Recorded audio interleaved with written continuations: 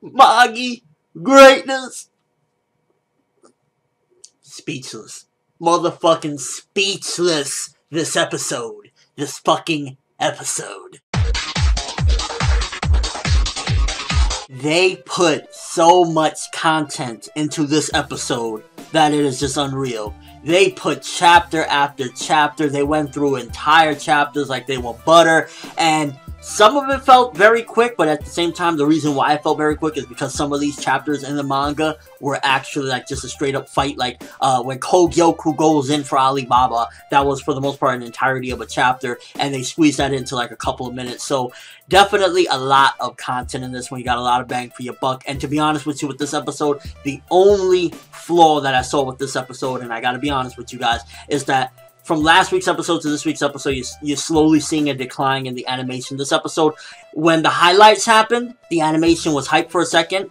But then when it was like normal stuff, like you see Alibaba and Aladdin speaking or whatever in the air, and like they're moving around a little bit or something like that, it definitely, the animation and the art quality dips from time to time throughout the episode. It's like Sinbad shows up, oh my god, looks godlike. And then a few minutes later, it's like, okay, back to normal. Like, Alibaba looks like he's just, you know, dragging away or whatever. So, definitely, that's the only flaw I can see with this episode. Because other than that, the amount of greatness that happened, the amount of setups and the amount of progression that we had with this episode. I mean, come on. Like, did you see all the shit that went down? For starters, Father, he's on some whole other level. Or the medium, whatever you want to call him. You want to call him Father, you want to call him the medium, you want to call him that Juby looking motherfucker, we can do that too. Like, he is on another level between Gyokuen having his face and parts of his body melted off, Alibaba getting all melted up, Ko getting melted up, Gyokuen getting melted up. It's like, this ain't no BS. This right here proved how much of a threat this is. And this isn't even complete yet. You can see that it still isn't 100% perfect. It's just like this wild beast monster right now. And it's sucking up Rook from every which way. And I'm curious if there's a possibility that other foes can do that as well. Can just suck up Rook from just absolutely anything. Like he gets knocked into the ocean and he comes back 10 times bigger because he sucked Rook out of the ocean. And that just goes to show that there's like Rook in pretty much anything. I mean, if there's Rook in the ocean, like there's probably like Rook in your shirt or some shit. Yes, let's take Rook from our clothing. Kill a kill. And one of the biggest bombshells in this one, aside from just the appearances and everyone showing up, was finding out Gyokuen's past. A little bit of it. We get a brief demonstration of some of her past and her dealings with Solomon. Like, she pretty much is the fifth Magi, in a way. Because you have Scheherazade, you got Yunan, you got Judal, you got Aladdin, and now Gyokuen has been confirmed that she is indeed a Magi. But she was a Magi for Solomon back in those days. And you get a little glimpse of the past and pretty much how she was the traitor to Solomon back in those days. She pretty much betrayed him and started the war that probably ended Al-Mataran. And it already gets you thinking, and it already sets up for like, okay, why did she do it? What made her turn this way? And in the episode, she's just like, I want to see despair. I want to just see blackness, darkness. I don't want nothing. It's like, this is one hateful ass bitch. This is like a baby mama that didn't get her welfare check, or a baby mama that didn't get child support this month. Those are some scorn bitches, I'm just saying. But something very interesting that she says as well. First of all, she says that she knows Aladdin. She's like, oh, I know of you. And it's almost as if, like, I can't call it. It is just a confusing thing at every given turn. Until we get actual confirmation, I am not going to know if Aladdin is a creation, because sometimes they say he's a reincarnation. She kind of hinted that he was created by Solomon, and Solomon kept him hidden. And you don't know if that means that, you know, he just gave, you know, he had him with his wife or whatever, he was born, and then he hid his child. It's like there's so many different turns here and there as to what he actually is. If he's a reincarnation, a creation via the root that Solomon used via his magic, or his kid overall. And it's just like, fuck. But another thing is that, because it seems as though a lot of these people, there's big possibilities there, because something she said is, we came here via thoughts.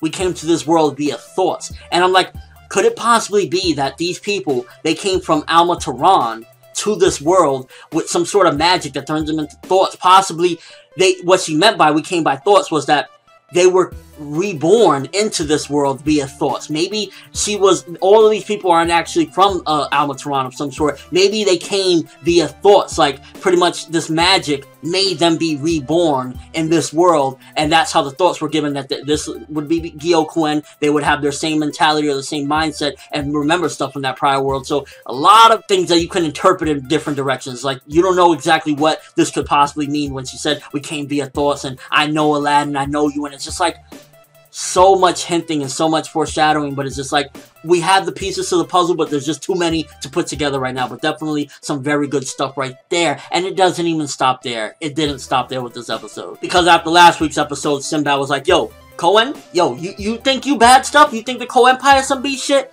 Let the 7 alliances, the 7 sea alliances show up. And he showed up. The animation, like, it went from just kind of lackluster to, oh my god, look at Sinbad in his full Jin equip using one of his vessels. And I'm like, this motherfucker don't play. He showed Koen this week. Like, I'm starting to feel as though there's a clear indication. I think, like, with last week's episode where I was teasing and whatnot, now that I'm a little bit further, you know, more material has been shown, whatever, I can talk a little bit more.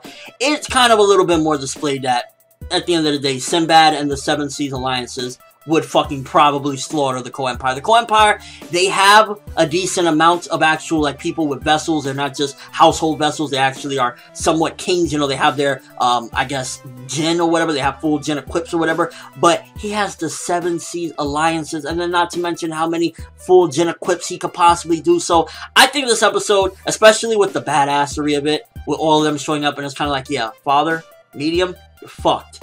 It shows a demonstration of, if they went to war, I honestly think the 7 Seas Alliance would slaughter the Co-Empire. But I love that fucking powerful speech that the episode ended with him basically saying, we don't want to invade, we don't want to be invaded, but if something comes into this world that shouldn't be here, we're gonna take it out, and that's why they're there. It's not, we didn't come to interfere in your little war, we don't give a fuck about your war, we're the 7 Sea Alliances, we're gods, we're beasts, we don't got time for that, we came to get rid of this motherfucker.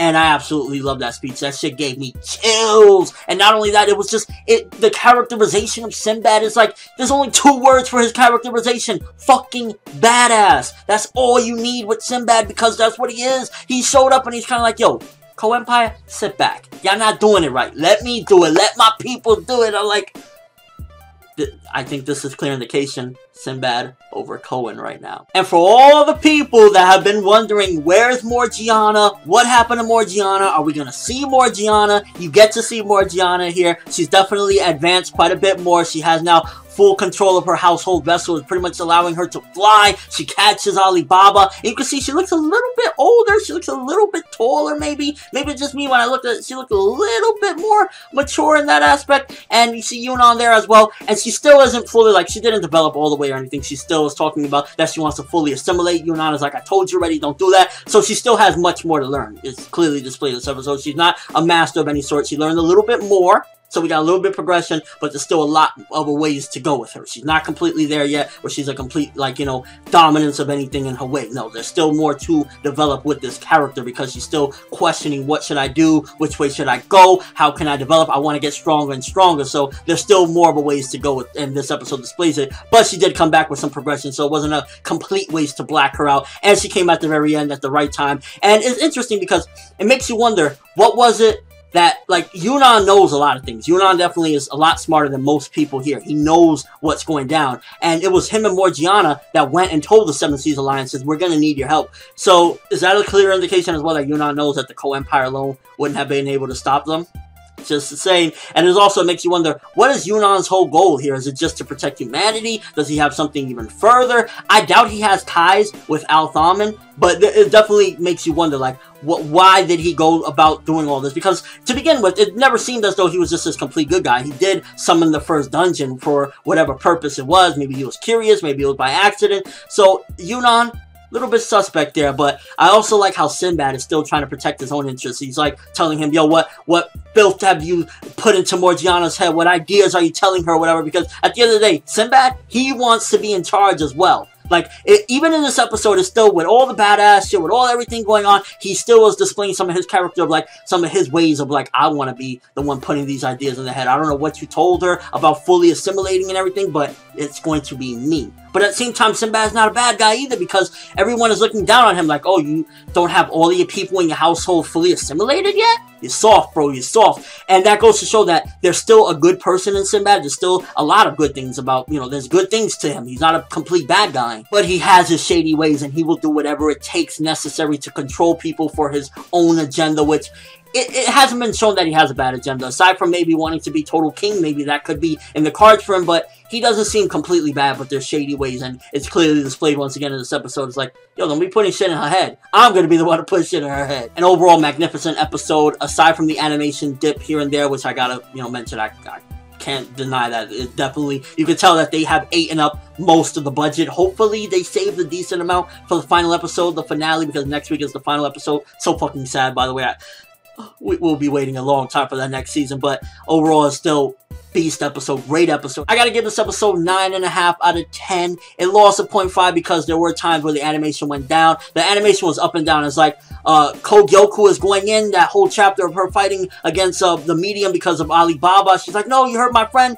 That bit when they animated that, it looked great. But then it went back to, like, normal. It was like, nah, not looking too good. Sinbad shows up, amazing, then it goes back. Morgiana shows up, amazing, then it goes back. It was like they were trying their best to make these iconic moments as beautiful and as good looking as possible. But in the other moments, they were just like, well, we just don't have the budget. Or they just wanted to simplify it because there were times where not only animation, but the art also looked down. So I'm going to give this one 9.5 out of 10. It was like, it had really good animation and good art at parts, and then it slipped. So it's not perfect, but as far as like the progression and as far as the setups and as far as the backstories and as far as like just overall the greatness of it, it was pretty up there. Like, if it wasn't for animation, I would say I felt as though, even though last week I gave it a 10, this episode, besides animation, the content was better than last week's episode's content and had even that much more. And last week was fucking amazing too. So Magi, the Kingdom of Magic, so much greatness, so much beautifulness.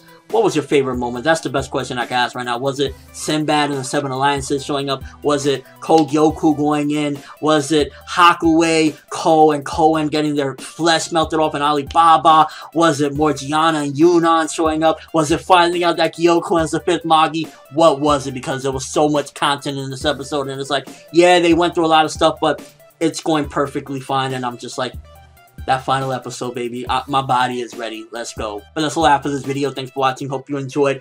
Thumbs up for Sinbad and the 7 Alliances and Morgiana, because them showing up made this episode 10 times better, progressed everything, and it was just like, fuck yeah. ForneverWorld, and as always, people, have an awesome day.